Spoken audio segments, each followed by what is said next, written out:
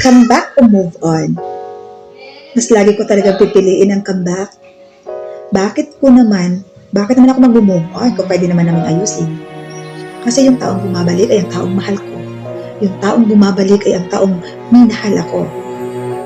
Marami kaming pinagdaanan, marami kaming problema na solusyonan. Kasama ko siya araw-araw. Kahit man magkalayo kami noon, alam kong minahal niya ako. Bakit ko ipagdadamot sa kanya ang aking pagpapatawad at pagbibigay ng another chance? Yung tao kasing bumabalik ay ang kaparte ng buhay ko. Yung tao kasing bumabalik ay nagkakamali at humihingi ng tawad at second chance na ayusin ang relasyon aming nasimulan at nasira. Bakit ko siya kakalimutan? Ganun din naman yung mangyayari kapag maghahanap ako ng panibago. Ganun din yun ang aking gagawin. Mag-oo